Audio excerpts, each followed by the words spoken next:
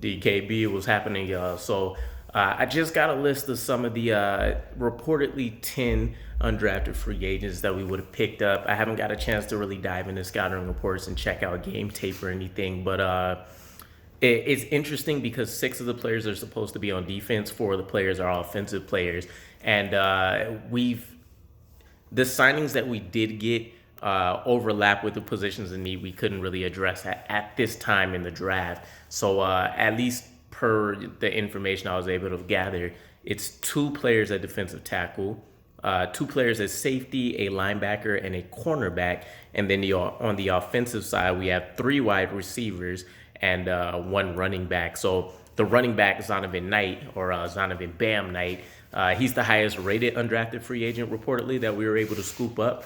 And I definitely remember when I was deep diving into the running back class, especially towards those later rounds, I would see him get mocked as high as the 5th round. So it seems like it would be a very, very good pickup. I have to brush myself up again on kind of what his skill set looks like. I want to say he was the running back that offered a little bit more production right now, maybe in the receiving department, than necessarily as a rusher. And he's not necessarily the best blocker of the draft from what I recall. But I'll end up putting out a video once I can actually get into some film and stuff for them anyways. But the interesting piece for me is that Robert Saleh seems like this might be a continuing trend where I heard one of the safeties is actually within the mold of what he likes. 6 foot, about just shy of 230 pounds. Could be a linebacker convert, at least for what we try to do with them during camps. And then the more interesting piece is that only leaves us with really 1 safety, but in terms of the true linebacker that we actually signed, again, reportedly, I can't remember the full name, but DQ, and I remember seeing Middle Tennessee. I believe it was said that he got about $110,000 in guaranteed money to sign with the Jets, which is somewhere in the same realm of about what Isaiah Dunn and Kenny Yeboah got, which also is the highest amounts that we've been able to dish out under this new regime so far. So you'd have to imagine that he's coming in and expected, much like Kenny Yeboah, to secure some kind of depth spot unless he flashes and really breaks out during the preseason. So I'm really excited to kind of dive into what his film and stuff looks like for why we offered him guaranteed money, because even with Zonovan Knight, I haven't seen anything saying that we offered any guaranteed money. I'm sure we probably did, but nothing that really stood out. So that kind of flashed for me. Again, it'll be at a position of need. We're definitely hurting at depth, even if you go the optimistic route like I am and you think Hamza Nasruddin, Jamian Sherwood are going to bounce back and have a fantastic season this year, especially around a much better supporting cast.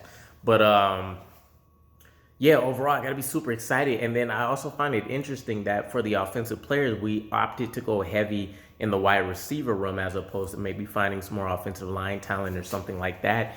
It leads me to believe that Denzel Mims is actually going to be a trade candidate, and I'll end up putting something out for that as well. But the stars are aligning for us to try to maximize his outlook to the other 31 teams in the NFL, and then try to get some kind of return on investment for him, whatever that looks like. Again, if Joe Douglas can get a 4th for Herndon, who was absolutely abysmal at the time that he was getting traded, Denzel Mims is looking pretty good. At least I would say the 4 is probably the floor for what the return would be. But the undrafted free agent class is probably the least exciting one that we had, and that isn't necessarily bad news per se.